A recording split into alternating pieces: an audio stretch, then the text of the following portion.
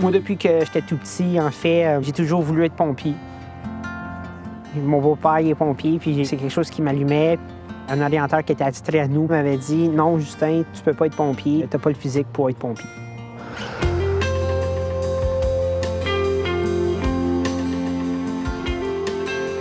J'avais pas nécessairement d'ambition. Je savais pas en fait ce que je voulais faire plus tard. J'étais entre le secondaire puis le cégep. Je me posais des questions sur mon avenir. J'étais un franco-ontarien. Je suis né au Sault-Sainte-Marie. On a déménagé 6 fois. Sudbury, Barrie, Toronto, Ottawa, au Mont-Saint-Hilaire. Quand on est arrivé au Québec, c'était plutôt difficile. Quand tu es ontarien, tu as un accent, tu es facilement ciblé pour des mauvaises blagues, en fait. Puis tu es jeune, tu es à 15 ans, tu pas nécessairement des reins solides. C'est pas tant le fun. J'ai fait mon secondaire 4, j'ai eu 3 échecs. Je suis venu ici à Azaz-le-Duc faire mon 5. Je me cherchais un emploi pour avoir de l'argent de poche. Fait que j'ai passé 3 ans de ma vie, commis charcuterie, commis boulanger ici chez Métro Liendo. Chef de nuit, chef de week-end. Ça en fait réfléchir. Pour mes parents, en fait, c'était super important d'avoir un diplôme puis de faire un retour aux études. Un bon copain de l'époque m'avait dit « Justin, tu connais-tu l'UTA? C'est une école à Saint-Hyacinthe, en alimentaire puis en agroalimentaire. » Quand il me parlait de l'école, tu voyais qu'il y avait une espèce de flamme, où c'est sûr, c'était pétillant. Je travaillais chez Métro, j'étais dans le milieu alimentaire, j'aimais ça. Je me suis rendu aux portes ouvertes.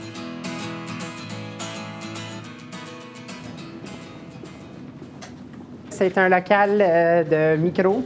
On ensemence, on fait des microbiologies, levures, micro-organismes, tout ce qui est vivant. Viens, je vais te montrer quelque chose. Fait qu'ici, c'est un de nos locales de fermentation. On fait du cidre, on fait du vin. C'est ici, en fait, qu'on a appris comment faire le yogourt. Lorsque j'ai commencé l'ITA, j'avais l'objectif de devenir directeur d'usine, un peu suivre les potes de mon père.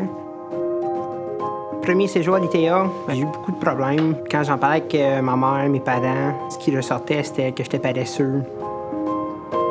J'étais pas nécessairement bien, j'étais malheureux un peu. C'était comme genre juste un autre échec, des échecs. J'avais déjà eu quelques échecs, 3 échecs.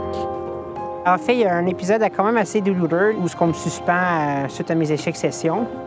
Elle était directrice des services éducatifs. Elle dit « Est-ce que tu es vraiment à ta place ici? On ne pense pas, tu vas aller réfléchir. » Fait que j'ai eu plusieurs rencontres avec Mario Belland, qui est professeur ici à l'ITA. Je me souviens très bien d'une rencontre avec lui. C'était un après-midi pluvieuse, c'était brumeux un peu, noir. Puis on a eu la discussion, c'était pas facile. J'ai senti que c'était une bonne idée de le secouer un peu. Il m'a dit « Écoute, Justin, il faut que tu te prennes en main. » Provoquer chez lui une réflexion pour confirmer d'abord, dans un premier temps, qu'il était dans la bonne orientation. C'était un point sur la table, puis c'était « Mon gars, si tu continues à avoir des échecs comme que tu as, ça va te prendre 15 ans à obtenir ton diplôme. » Justin s'est un peu braqué. Il dit « T'as une passion, t'es allumé. » Ce serait une bonne idée de vérifier si un diagnostic pour certains troubles d'apprentissage serait pas opportun.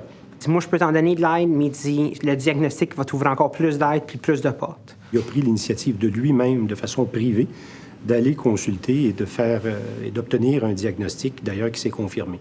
Trouble d'apprentissage, hyperactivité, puis j'ai aussi une dysorthographie. Je suis dyslexique. Je prends du Concerta. Je suis revenu avec une nouvelle attitude, un peu plus motivante. Je n'étais plus nécessairement paresseux, mais j'avais un déficit, j'avais un problème qui expliquait mes échecs. Et à partir de ces besoins-là, là, notre travail commençait. Plus de temps pour mes examens. Mes sessions étaient moins chargées. J'étais capable de mettre les énergies nécessaires pour bien réussir mes cours. Avec ces outils, il a pu réussir.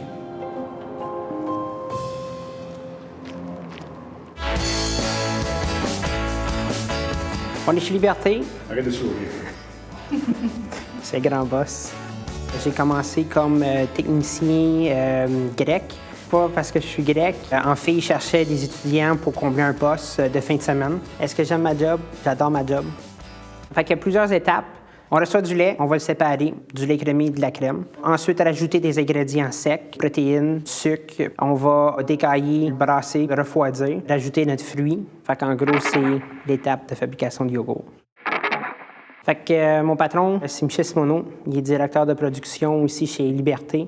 Bon, on a découvert ses défauts d'apprentissage, entre autres, parce que j'ai aussi l'expérience avec mon fils qui a les mêmes problèmes d'apprentissage. En fait, c'est lui qui m'a donné ma chance de pouvoir balancer travail-études. Ça m'a donné le goût de continuer puis d'aller chercher mon diplôme puis de montrer à tous ceux qui n'ont pas cru en moi que j'étais capable de le faire malgré mes difficultés. Aujourd'hui, je suis superviseur procédé. J'ai 39 employés à ma charge sur 5 corps de travail différents. Qu'est-ce que je dirais au Justin du passé? C'est pas parce qu'on n'est pas bon qu'on doit se décourager ou se laisser piler ses pieds. Puis de foncer puis de dire, peu importe ce qui se passe, je suis capable de m'adapter à des situations changeantes. OK, je dois aller travailler. Merci.